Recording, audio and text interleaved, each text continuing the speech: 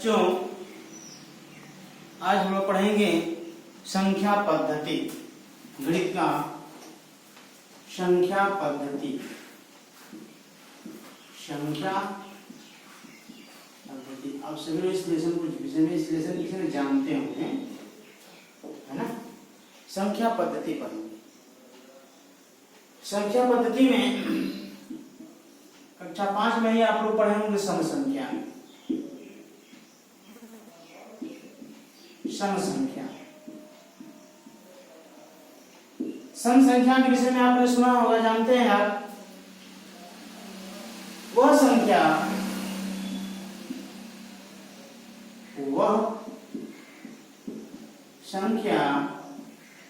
जो 2 से विभाज्य होती है, विभाज्य होती है, सम संख्या कहलाती है। सम संख्या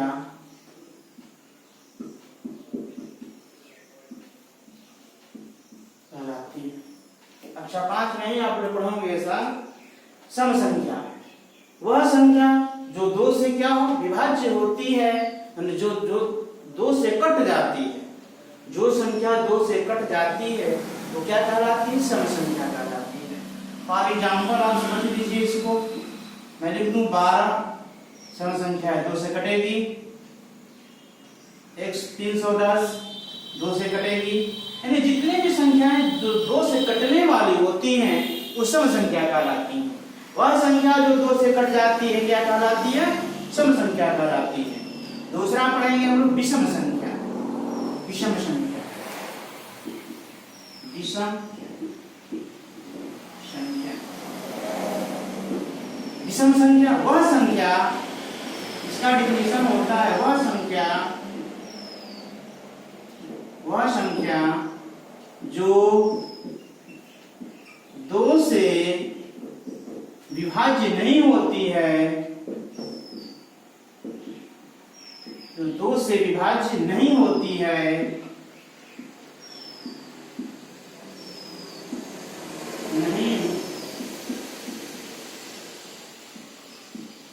नहीं होती है, विषम संख्या कहलाती है। विषम संख्या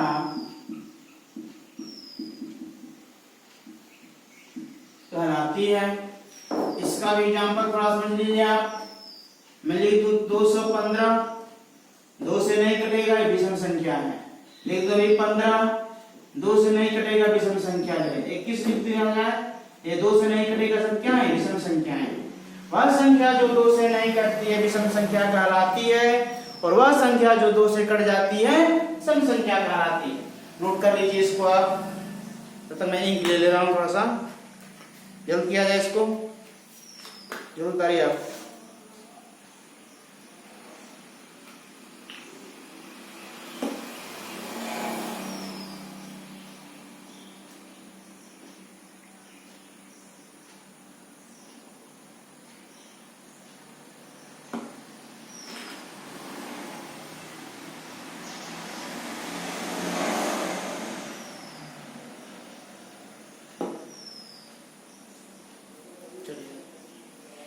हो गया, अब हम लोग चलते हैं, हटा दो इसको। चलिए, सम संख्या विषम संख्या आपको पता चल गया। जब हम लोग शुरू से चलेंगे, है ना। मैथ का ऐसा पहला लेसन है, जब हम शुरू से चलेंगे। आपको यह जितना मैं पढ़ा रहा हूँ आपको कंपोजिशन की दृष्टि से बहुत वेरी वेरी इंपॉर्टेंट है। आपको सारे कंपोजिशन। अब हम पढ़ेंगे पूर्ण संख्या। पूर्ण संख्या,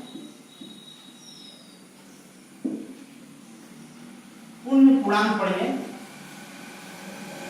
पूर्ण संख्या है, पूर्णांक पढ़ेंगे। प्राकृतिक संख्या लीजिए, प्राकृतिक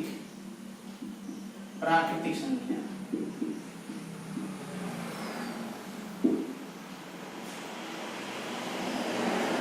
जिन संख्याओं को जिन अंकों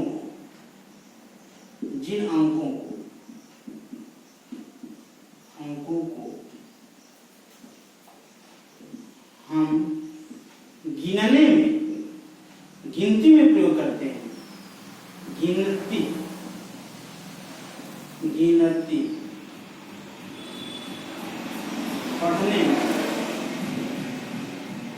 पढ़ने में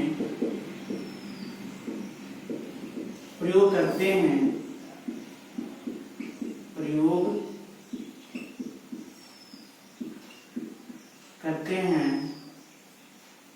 प्राकृतिक संख्या कहलाती है। प्राकृतिक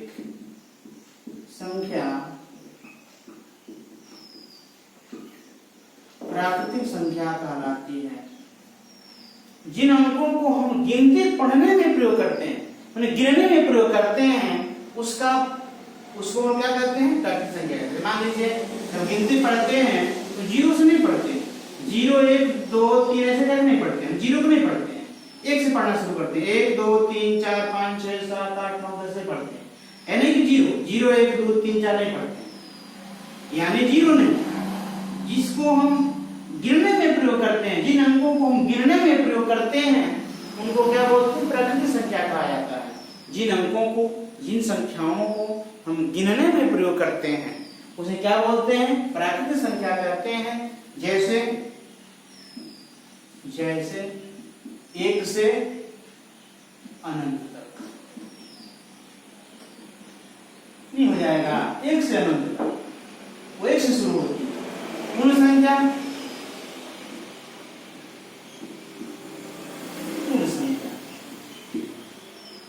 पूर्ण संख्या क्या होती है? 0 से शुरू होती है, 0 से अनंत तक।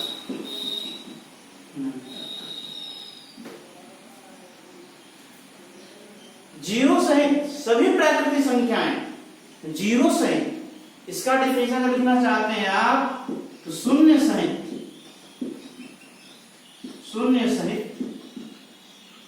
सभी प्राकृतिक संख्या पूर्ण संख्या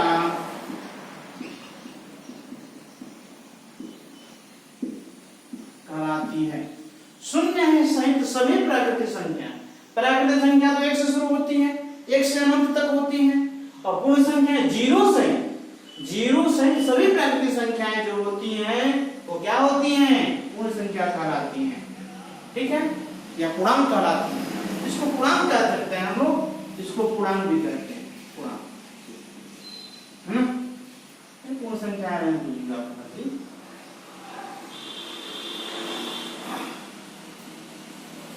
पूर्ण संख्या। अब आगे करें हम लोग, मिला दो इसको, नोट करिए, मत करिए, ढंग से करिए।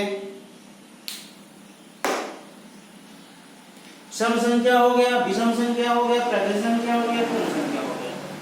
ठीक है, अब हम लोग पढ़ेंगे भाज्य संख्या और अभाज्य संख्या।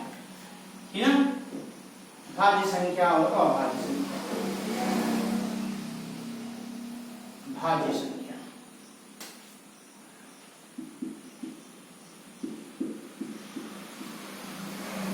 जो संख्या अपनों को छोड़ स्वयं को छोड़ दे, जो संख्या स्वयं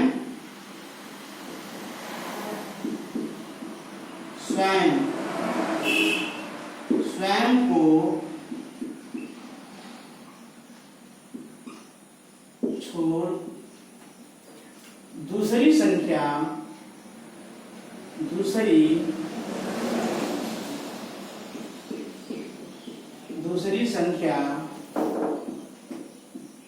से भी कट जाती है,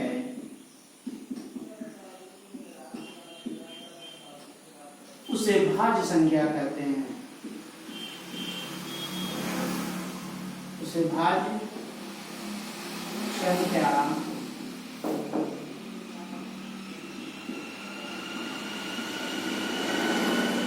डिफिनेशन में जो संख्या स्वयं को छोड़ करके दूसरी संख्या से भी कट जाती है उसको क्या कहते हैं? भाज्य संख्या कहते हैं। स्वयं मतलब क्या? जैसे मानिए 5, 5 का अपना 5 स्वयं, नहीं बोल दिया 15, 15 का अपना 15, 12 का अपना 12, माने जो संख्या उसी का अपना स्वयं वही संख्या होती है। किसी भी संख्या का अपना स्वयं संख्या क्या होती है? वही संख्या होती है। मैं बोला हूं उसमें जो संख्या स्वयं को छोड़ करके दूसरी संख्या से भी कट जाए वो क्या कहलाती है? भाज्य संख्या कहलाती है। फॉर एग्जांपल में आप समझिए, थोड़ा इसको समझा जाए। 5 है ना, 5 तो अपने के छोड़ 5 तो 5 की छोड़ दूसरी संख्या से कटेगा? नहीं कटेगा, इसलिए क्या आया? लेकिन और मैंने तो 12 का अपना तो 12 होगा, या 12 के सिवा दूसरी संख्या से भी कटेगा, 2 से कट जाएगा, 3 से कट जाएगा, है कि नहीं? इसलिए क्या है? भाज्य। बात तो समझिए थोड़ा सा। जो संख्या अपनों को छोड़कर किसी दूसरी संख्या से भी कट जाती है उसको भाज्य संख्या कहते हैं। मैं 15 ले रहा हूं, 15 का अपना 15 होगा, 15 तो 15 से कटेगा ही, इसके सिवा 2 अंकों से भी कट, 2 अंक और है, 3 से कट जाएगा और 5 से भी कट जाएगा। जब 3 5 से दोनों अपनों को अपने के सिवा दूसरों से भी कट जा रहा है, किससे कट रहा है? 3 से और 5 से भी कट रहा है, इसलिए क्या हो जाएगा? यह भाज्य संख्या हो जाएगी। जो संख्या अपनों को छोड़कर किसी दूसरी संख्या से भी कट जाती है उसे क्या कहते हैं? भाज्य संख्या कहते हैं। फॉर एग्जांपल में लिख लीजिए आप 15, 12 है कि नहीं है, 18, 21, ये सब भाज्य संख्या है। अपनों को छोड़कर किसी दूसरी संख्या से भी क्या हो जाएंगे? कट जाती हैं। इसको सही तरीके से समझ लीजिए। मैं लिखता हूं अभी 21 को 21 से कटेगा ही, 21 के सिवा या 3 और 7 से भी कट जाएगा, इसलिए 21 क्या है? भाज्य संख्या है। जो संख्या अपनों को छोड़कर किसी दूसरे अंकों से भी अगर कट जाती है उसको क्या कहा जाता है? भाज्य संख्या कहा जाता है। अभी आप मान लीजिए 27 लेते हैं तो 27 से कटेगा, ठीक है? कोई भी संख्या अपनी संख्या से कट जाती है तो 27 से कट गया, ठीक है। यह मैं देख रहा हूं कि 3 से भी कटेगा और 9 से भी कट जाएगा, नहीं, इसलिए क्या है? यह भाज्य संख्या है। क्या है? यह भाज्य संख्या है। आज का डिफरेंस समझ आ गया? जो संख्या अपनों को छोड़कर किसी दूसरी संख्या से भी कट जाती है उसको क्या बोलते हैं? भाज्य संख्या कहा जाता है। नोट कर लीजिए इसको। अब चलिए आप अभाज्य संख्या, अभाज्य देख लीजिए। अभाज्य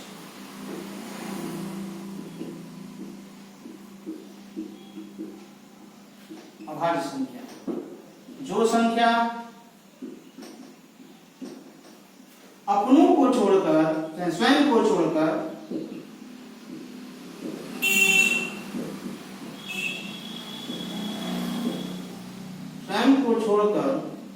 दूसरी संख्या से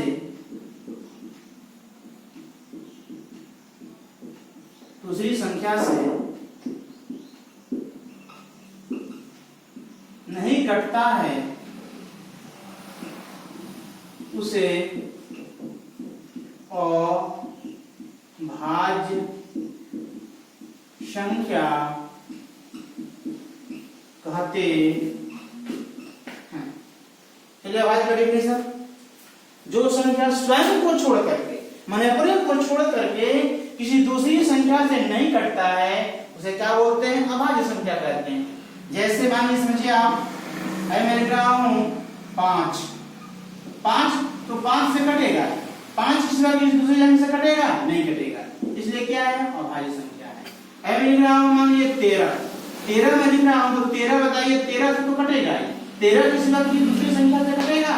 नहीं कटेगा, इसलिए क्या है? अभाज्य संख्या है। और एक दो एग्जांपल ले लीजिए आप, 19 ले लीजिए, 19 तो 19 से कटेगा, दूसरे अंक से कटेगा? नहीं कटेगा।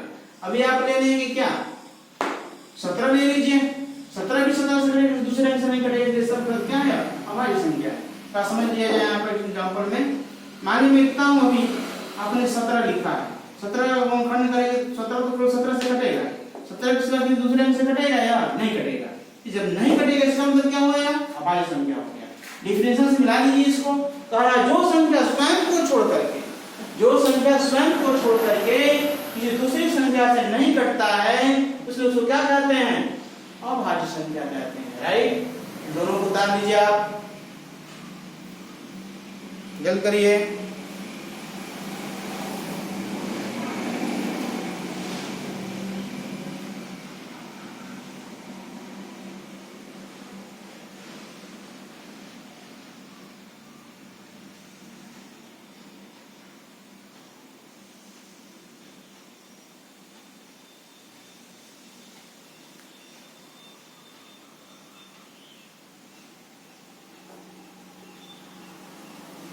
चलिए अब पढ़ेंगे वास्तविक संख्या अवास्तविक संख्या। ठीक याद हो इसको। चलिए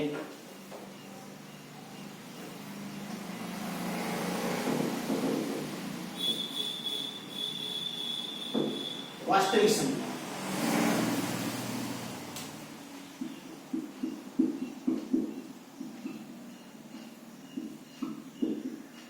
वास्तविक संख्या इसका डेफिनेशन क्या होगा?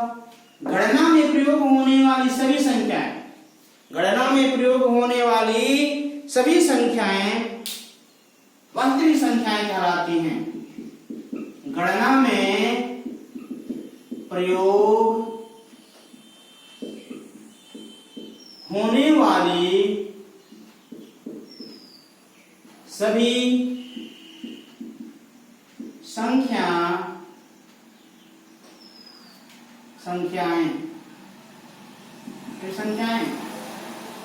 वास्तविक संख्याएं कहलाती हैं। वास्तविक संख्या गणना में प्रयोग होने वाली, गिनने में प्रयोग होने वाली सभी संख्याएं क्या कहलाती हैं? वास्तविक संख्याएं कहलाती हैं। जैसे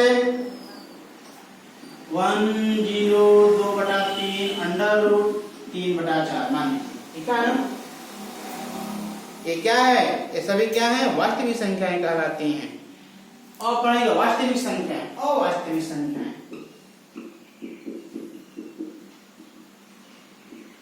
अवास्तविक गणना में प्रयोग होने वाली सभी गणना में प्रयोग होने वाली सभी संख्याएं वास्तविक संख्याएं कहलाती। माने गिनने में, काउंट करने में जिन संख्याओं का प्रयोग किया जाता है उनको क्या कहा जाता है? वास्तविक संख्याएं कहा जाता है। 1 लिखा है, 0 लिखा है, 2/3 लिखा है, 2/3/4 लिखा है, ये सभी क्या कहलाती हैं? वास्तविक संख्याएं कहलाती हैं। अवास्तविक संख्याएं क्या कहलाती हैं? जिन वास्तविक संख्याओं का वर्ग और ऋणात्मक प्राप्त होता है, जिन वास्तविक संख्या का वर्ग, जिन वास्तविक संख्या का वर्ग ऋणात्मक संख्या, ऋणात्मक संख्या प्राप्त होती है, उसे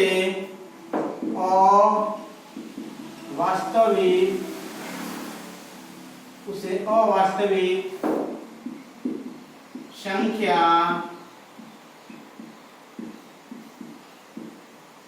कहते हैं। जिन वास्तविक संख्याओं का वर्ग ऋणात्मक संख्या प्राप्त होती है उन्हें क्या बोलते हैं? अवास्तविक संख्या कहते हैं। जैसे इसको भी समझ लीजिए थोड़ा सा, या जैसे में इसको ऊपर वाला लिख लीजिएगा, है ना? वास्तविक संख्या का एग्जांपल है। अवास्तविक संख्या के क्या होता है? Under root -1, under root -3, under root -3/4, under root -5 कर दीजिए, क्या दिक्कत है? इन सबका वर्ग अगर करते हैं ऋणात्मक संख्या ही प्राप्त होगी, है कि नहीं? इसलिए सभी क्या है? अवास्तविक संख्याएं हैं। राइट, नोट कर लीजिए इसको, जल्द किया जाए। हो गया? आगे चले, ठीक है, नोट करते जाइए।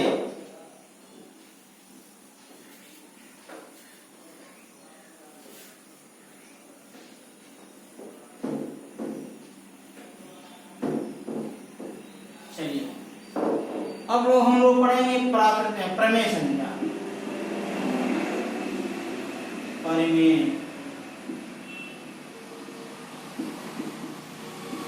प्रमेय संख्या जिस भिन्न का अंश और हर पूर्णांक हो, जिस भिन्न का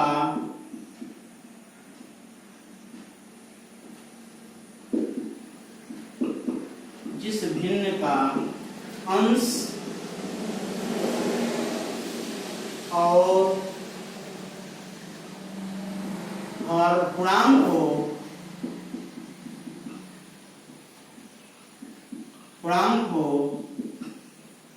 बल की हर शून्य न हो उसे परिमेय संख्या कहते हैं।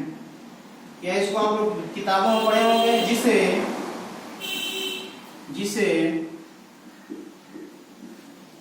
P by Q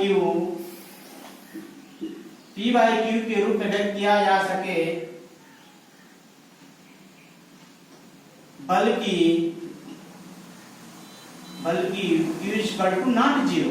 बुक में आपको इस प्रकार का मिलेगा डेफिनेशन परिमेय संख्या का, इसे P by Q के रूप में व्यक्त किया जा सके बल्कि Q is equal to not 0। लेकिन हम इसको हिंदी में डिफाइन करते हैं, जिस भिन्न का अंश और हर पूर्णांक हो बल्कि हर क्या हो, शून्य न हो। देखिए, जिस भिन्न का अंश और हर दोनों क्या है, पूर्णांक है, बल्कि हर क्या है, शून्य न हो, उसे क्या बोलते हैं, परिमेय संख्या।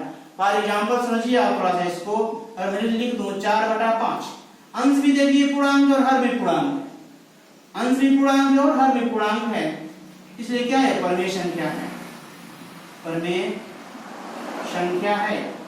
मैं लिख देता हूं 4/0 मैंने लिख दिया, मान लीजिए अभी ये परिमेय संख्या है। मैं बोल रहा हूं Q is equal to not 0, मैंने हर शून्य लिखा हूं यहाँ पे, हर शून्य बल्कि हर शून्य न हो, हर शून्य नहीं होना चाहिए, इसलिए अपरिमेय संख्या हो जाएगा, अपरिमेय संख्या है। अभी मेरे तो 0/4 लिख दिया जाए, ये परिमेय संख्या हो जाएगा तुरंत। अंश 0 उसमें कोई मतलब नहीं है, हर 0 नहीं होना चाहिए। जब हर 0 होगा तो परिमेय संख्या नहीं होगा, अंश 0 होगा तो चलेगा, राइट। जिस भिन्न का अंश और हर पूर्णांक हो बल्कि हर शून्य न हो, उसे क्या बोलते हैं, परिमेय संख्या कहते हैं। या इसको ऐसे भी सकते हैं आप, या जिसे P by Q ना बल्कि Q is equal to not 0। इसका एग्जांपल में तो लिख लीजिए आप, मिटा दो इसको, चलिए यहाँ पे लिख लीजिए, जैसे 4/5, 3/4, 1/2, 0/5, है ना, 0/9, ये सब क्या है, परिमेय संख्या है, राइट। अब देखिए हम अपरिमेय संख्या, अपरिमेय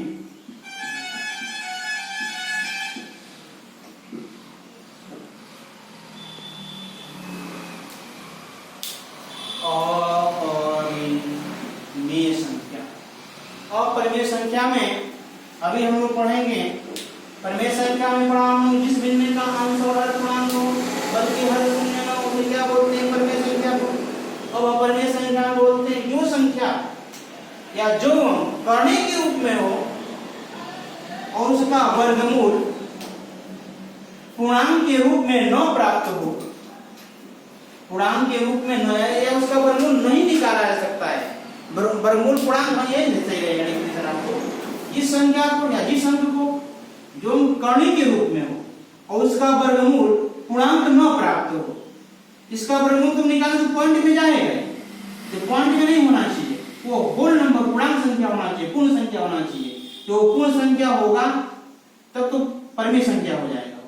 लेकिन मैं बोला वह संख्या, वह पूर्ण संख्या जो अंडर रूट में हो और उसका वर्गमूल नहीं उसका वर्गमूल नहीं निकाला जा सकता है, या उसका वर्गमूल जो पूर्ण संख्या में नहीं प्राप्त किया जा सकता है, उसे क्या बोलते हैं, अपरिमेय संख्या। डेफिनेशन लिख लीजिए, वह संख्या जो करने के रूप में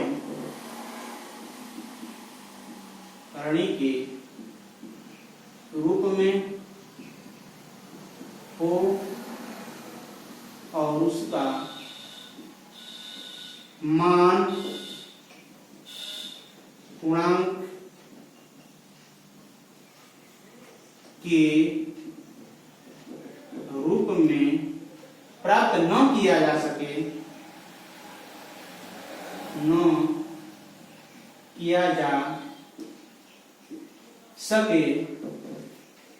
उसे